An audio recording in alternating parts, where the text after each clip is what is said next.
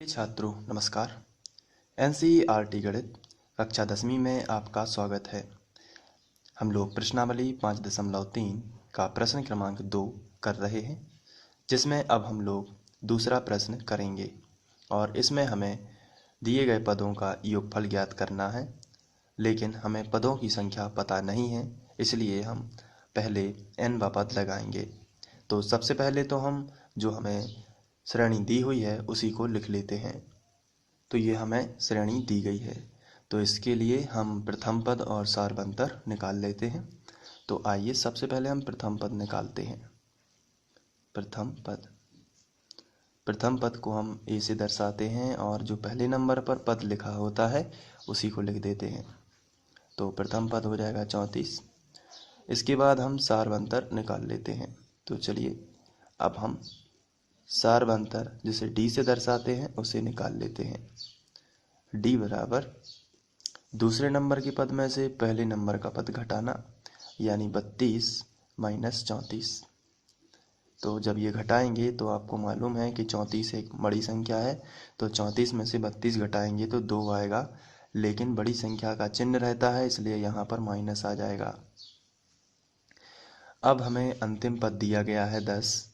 तो अंतिम पद जब हम लगाएंगे तो यहाँ देख लेते हैं, हमें यहाँ बोला गया है योगफल ज्ञात कीजिए, और योगफल के लिए फॉर्मूला होता है Sn बराबर n/2 2a plus n-1 into D.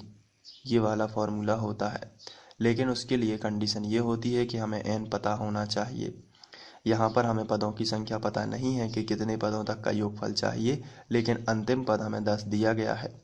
ऐसी स्थिति में अंतिम पद जब हमें दिया जाता है तो अंतिम पद का फॉर्मूला यानी an बराबर 10 का पहले फॉर्मूला लगाएंगे।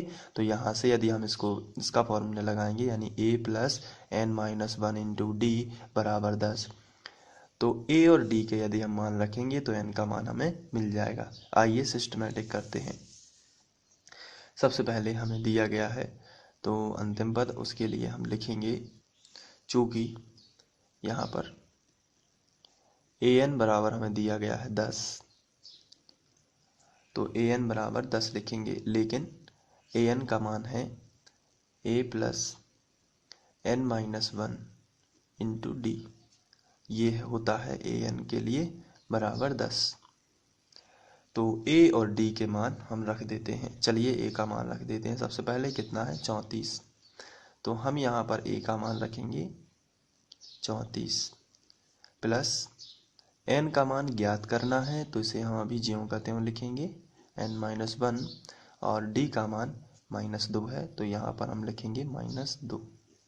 फिर बराबर लगा है तो बराबर, और ये 10 लिखा है तो इसको ज्यों का त्यों।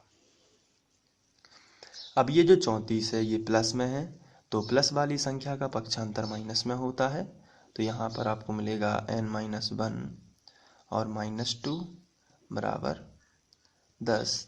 प्लस का 34 इस तरफ आ जाता है तो माइनस का 34 यहाँ पर, तो n-1 और -2 बराबर 34 में से 10 चले जाएंगे तो आपको मिलेगा -24। इसके बाद ये जो -2 है ये गुणा में है और गुणा वाली संख्या बटे में चली जाती है, तो n-1 बराबर आपको मिलेगा -24 बटे -2। माइनस माइनस दोनों तरफ से कैंसिल, तो आपको मिलेगा n-1 बराबर 2 बारह 24, 12 मिल जाएगा।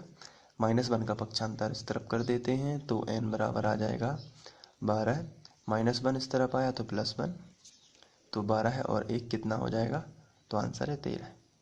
तो ये n की वैल्यू आपको मिल जाएगी।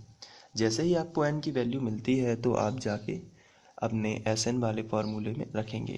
तो सबसे पहले तो हम लिखेंगे, अतः श्रेणी में 13 पद हैं।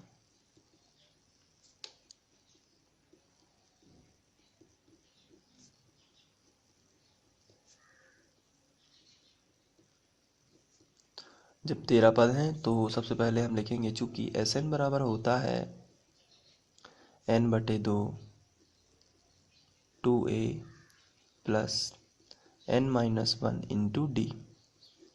अब यहाँ पर हम 13 पदों तक का योगफल चाहते हैं, इसलिए s 13 यानी n की जगह पर 13 हो जाएगा, तो यहाँ भी 13/2 हो जाएगा। और 2 a का मान हम देख लेते हैं कितना है। तो सबसे पहले आपको a का मान ही मिलेगा, तो इसके लिए आपको ऊपर जाना पड़ेगा। कितना था a का मान? तो a का मान 34 था और d का मान -2 था। तो अब आइए हम यहाँ पर दोनों के मान रख देते हैं। तो चलिए सबसे पहले हम a का मान रखेंगे जो कि 34 है, तो 2 गुणित a की जगह पर 34, प्लस लगा है तो प्लस लगा दीजिए। n का मान कितना है? तो आंसर है 13 पदों तक का योगफल ज्ञात कर रहे हैं, इसलिए n की जगह पर 13 रख देंगे -1। और d का मान अभी हम लोगों ने देखा है, d का मान -2 था। चलिए अब ब्रैकेट को बंद कर देना है। आगे सॉल्व करेंगे तो S13 यानी 13 पदों तक का योगफल हम लोग ज्ञात कर रहे हैं। 13/2 ये कैंसिल नहीं हो रहे, तो अभी हम इसको ज्यों का त्यों लिखेंगे, बाद में कैंसिल करेंगे या गुणा करेंगे। चलिए अब 34 का गुणा 2 में करेंगे तो 2 चौके 8 और 2 दिया 6, 68 हो जाएंगे। और ये ब्रैकेट यहाँ पर बंद। अब प्लस लगा है तो प्लस, 13 में से 1 चला जाएगा तो कितना बचा? तो आंसर है 12 बचा। तो यहाँ पर 12 और यहाँ पर -2 और ब्रैकेट बंद कर देना है। अब S13 फिर से ज्यों का त्यों, 13/2 और ये 68, 12 दूनी 24, प्लस माइनस का माइनस, 12 दूनी 24। तो आगे बढ़ते हैं। तो S13 बराबर 13/2 और 68 में से हम 24 घटा लेंगे तो 8 में से 4 जाएगा तो बचेगा 4, और 6 में से 2 चले जाएंगे तो बचेगा 4। तो अब इसके बाद हम 2 से कैंसिल कर देंगे, 2 दूनी 4, 2 दूनी 4, तो 13 गुणित 22। तो S13 बराबर हमें मिलेगा 13 गुणित 22। चलिए अब इसका गुणा करेंगे, तो 13 दूनी 26 की 6 हासिल आ जाएगी 2, 13 दूनी 26 और 26 और 2 28, तो यहाँ पर 286 जो है वो आपका आंसर आ जाएगा। तो यहाँ पर हम 286 के लिए आपको नोट किस तरीके से करना है आप देख लीजिए ऊपर से। ये था पहला शॉट, इसके बाद आप दूसरा शॉट ले सकते हैं, और ये तीसरा शॉट, चौथा और ये आखिरी। तो इस तरीके से दूसरा प्रश्न भी आप पे हल हो जाएगा। आशा करता हूँ कि आप लोगों को ये वीडियो पसंद आया होगा, और पसंद आया है तो लाइक कर दीजिए, और साथ में आप अपनी मेहनत जारी रखिए। और अगर आप निरंतरता पूर्वक मेहनत करते रहेंगे तो निश्चित ही आपको सफलता मिलेगी 2019 के एग्ज़ाम में। Thank you.